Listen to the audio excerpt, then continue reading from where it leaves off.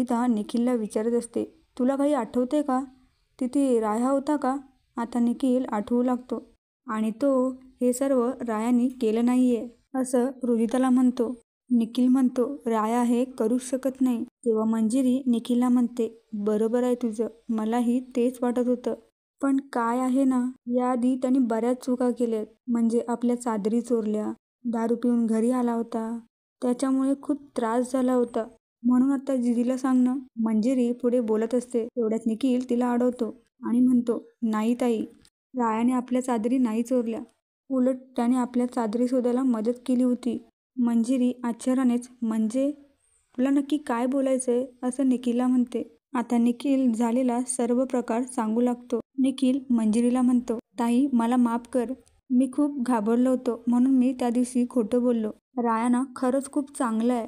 आमचं night school पण त्यांनीच वाचवलं होतं. तेव्हा मंजिरी निखिलला म्हणते, तू हे सर्व जिजीला सांग. तिच्या मनात रायाबद्दल खूप मोठा गैरसमज निर्माण झालाय. आता मंजिरीला नानांचा फोन येतो. मंजिरी नानांना सांगते, या सर्वांमध्ये रायाची काही चुकी नाहीये. ती नानांना जिजी कुठे आहे असं विचारते. मला ना जिजीशी बोलायचंय. तेव्हा नाना मंजिरीला म्हणतात, खूप उशीर झालाय ग मंजिरी, ती आत्ताच बायकांचा मोर्चा घेऊन गेली. मंजिरी नानांना विचारते, कसला मोर्चा? तेव्हा नाना मंजिरीला मोर्चाबद्दल सगळं काही सांगून टाकतात. हे सर्व ऐकून मंजिरी लगेचच फोन ठेवून रायाला वाचवण्यासाठी तिथून निघून जाते. हॉस्पिटलमधून बाहेर पडल्यावर मंजिरी जिजीला अडवण्यासाठी लगेचच जयला फोन करते. जयने फोन उचलल्यावर मंजिरी जयला म्हणते, रायाने काही केलं नाहीये. तेव्हा जय आपल्याला काही माहीतच नाही असं रिॲक्ट करतो आणि म्हणतो, तुला कसं माहीत? तेव्हा मंजिरी मला निखिलने सांगितलंय असं म्हणते. मंजिरी जयला म्हणते, जीजी त्या बायकांना घेऊन निघाले, तिला अडवायला हवं, नाहीतर खूप मोठा प्रॉब्लेम होईल. आणि जयला हे सर्व अडवायचं नसतं. तेव्हा तो मुद्दामच मोबाईल लांब पकडून मंजिरीजवळ बोलू लागतो आणि तो मुद्दामच फोन कट करतो. इकडे राया मंदिरामध्ये येतो. सर्वजण रायाचं स्वागत करतात. आरतीचा मान दिल्याबद्दल राया सर्वांचे आभार मानतो आणि तो आरतीला सुरुवात करतो. आरतीमध्ये त्यांनी नवीन आलेल्या मालिकाचं छान असं टायटल सॉन्ग दाखवलं आहे. आरतीचा शेवट चालू असताना जीजी त्या बायकांना घेऊन मंदिराजवळ येते. त्या सर्वजणी मंदिराजवळ येतात.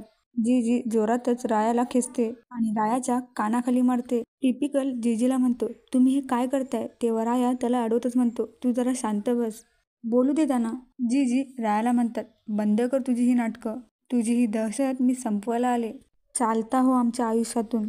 तेव्हा राया जीजीला म्हणतो, तुमचा राग मी समजू शकतो, वाटल्यास तुम्ही मला अजून 4 मारा, पण तुम्ही बोला आज काय ते बोलून घ्या. तेव्हा जीजी रायाला म्हणतात, तू नाही समजू शकणार रे, कारण त्यासाठी माणूस असावं लागतं, माणसाचं मन असावं लागतं.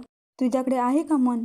अरे मन असलं तर असा तू त्रासच दिला नसतास आम्हाला. आमचं दुकान हडपलंस, माझ्या पोरीला दारू पाजून बदनाम केलंस, तरी सुद्धा आम्ही शांत राहिलो. पण आता तू माझ्या मुलाच्या जीवावर उठलास. बिचारा राया जीजीला म्हणतो, अहो जीजी तुम्ही. तेव्हा जीजी त्याला अडवतच म्हणते, माझं नाव घेऊ नको तुझ्या गलिच्छ तोंडातून. त्या रायाला म्हणतात, एका मुलाला त्रास झाला की त्याच्या आईला किती यातना होतात हे तुला नाही कळणार. मुळात आई या शब्दाचा अर्थच माहीत नाही तुला. एका आईला दुखावलंस तू आणि वरून देवीची आरती करायला लाज नाही वाटली तुला? मुळात देवाला तरी मी मानतच नाही, पण तुझ्या त्या देवाला तरी कळतं कोणाला काय द्यावं ते, आणि म्हणूनच तू अनाथ आश्रमात वाढलास. बिचारा राया किती करतो ह्या सर्वांसाठी, तरी या जीजी त्यालाच बोलतात. आणि इतकं वाईट कोण बोलतं? बायकांच्या अध्यक्षा म्हणतात, याच्यासारख्या गुंड्यांमुळे अख्ख्या पंढरपुराची लाज जाते, याला शिक्षा झालीच पाहिजे. त्यांचं हे बोलणं ऐकून त्यांच्यासोबत असलेल्या बायका जोराजोरात ओरडू लागतात. तेव्हा टिपिकल म्हणतो, रायाला कधीच तोडता आलं नाही, त्याने नेहमीच जोडायचं काम केलंय. तुम्ही जर पंढरपुरातले असतात ना तर असे बोललाच नसतात. इकडे या नालायक जयला हे सर्व पाहून खूप आनंद होत असतो. तो मनातच म्हणतो, आज इथे जे होणार ती खरी शिक्षा. वा. जीजी रायाला म्हणतात, आमच्या वाईटावर उठल्यास ना, आज तुझ्यासारख्या दानवाचा मी अंत करणार. असं म्हणून जीजी मॅडमच्या हातातील काठी घेतात आणि ती रायावरती उचलतात. काठी रायावर मारणार तेवढ्यात मंजिरी तिथे येऊन काठीला पकडते आणि ती जीजीला म्हणते, थांब जीजी, रायाने काहीही केलेलं नाहीये, तो निर्दोष आहे. तेव्हा राया मंजिरीला म्हणतो, असू दे मिसफायर, आईचा मार आणि देवीचा आशीर्वाद एकसारखाच असतो. जीजी मंजिरीला म्हणतात, तू का मध्ये पडतेस मंजिरी? आज मी याला याची लायकी दाखवणार. तू बाजूला हो. तेव्हा मॅडमही म्हणतात त्या तोंडाला काळं फासलंच पाहिजे. सर्वजण काळं फासण्यासाठी जवळ येतात. तेव्हा मंजिरी सर्वांना अडवतच म्हणते, खबरदार, पुढे एक जरी पाऊल टाकलात तर. मंजिरीचं हे वागणं पाहून जय मनातच विचार करतो, डाव आता उलटा पडतो की काय. मंजिरी जीजीला म्हणते, तुझा गैरसमज झालाय. रायाने काही केलेलं नाहीये. उलट त्याने आपल्याला वेळोवेळी वाचवलं आहे. जीजी मंजिरीला विचारतात, कशाच्या आधारावर तू बोलतेस हे सर्व? तेव्हा मंजिरी जीजीला म्हणते, हे सर्व मला निखिलने सांगितलं आहे. आता लगेचच अजय मध्ये तोंड घालतो आणि म्हणतो, निखिलला जे दिसलंय तेच खरं. हे कशावरून? आपण जेव्हा तिथे पोचलो तेव्हा तो बेशुद्ध होता आणि त्याच्यावर मागून वार झालाय. म्हणजे कोणी वार केलाय हे त्यांनी पाहिलंच नाहीये. त्याचा खुलासा पोलीस करतील. तेव्हा मंजिरी जयला म्हणते, त्याला पूर्ण खात्री आहे. राया असं करूच शकत नाही. मंजिरी जीजीला म्हणते, आपण असं काही नको वागायला ज्याने पुढे जाऊन आपल्याला त्रास होईल. मंजिरी सर्वांना म्हणते, हा जरी गुंड असला तरी आजकाल कोण कोणासाठी इतकं सर्व करतं. मंजिरीचं हे बोलणं ऐकून मंदिरामध्ये जमा असलेली माणसं बोलू लागतात. कसं रायाने सर्वांची मदत केलेली असते ते सर्वजण एक एक करून सांगू लागतात. सगळेजण रायाबद्दल चांगलं बोलत असतात. हे ऐकून मंजिरी जीजीला म्हणते, बघितलं जीजी, उगाच आपल्या हट्टापायी कोणाचं नुकसान करू नको जीजी. तेव्हा जीजी मंजिरीला म्हणतात, तुला हा हट्ट वाटतोय? आज तू माझ्या विरुद्ध उभी राहणार आहेस आणि तेही याच्याकरता?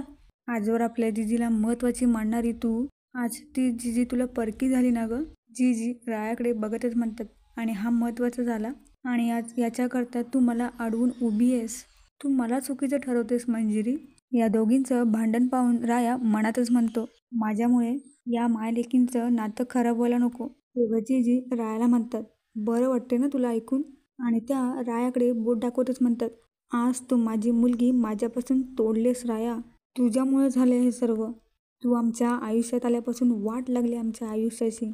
तेव्हा मंजिरी म्हणते, जीजी असं काही नाहीये, तू चुकीचा विचार करतेस. आता या जीजीला काय म्हणायचं? बिचारी मंजिरी एवढं सांगते तरी ही जीजी आपलंच खरं करते. बिचाऱ्या रायाला म्हणते, या असल्या गुंड्यापेक्षा जनावर बरं, जनावर. हे ऐकून मंजिरी जोरातच ओरडते, जीजी बास झालं, किती वाईट बोलशील त्याला. जीजी रायाकडे बघत म्हणतात, आज तुझ्यामुळे एक आई हरले आणि तू जिंकलायस. जीजी पुन्हा एकदा रायाकडे हात दाखवत म्हणतात, गुंड जिंकला. माझ्या मुलीला ढाल बनवून उभा आहेस माझ्यासमोर. माझा तळतळाट लागेल तुला. असं बोलून जीजी तिथून निघून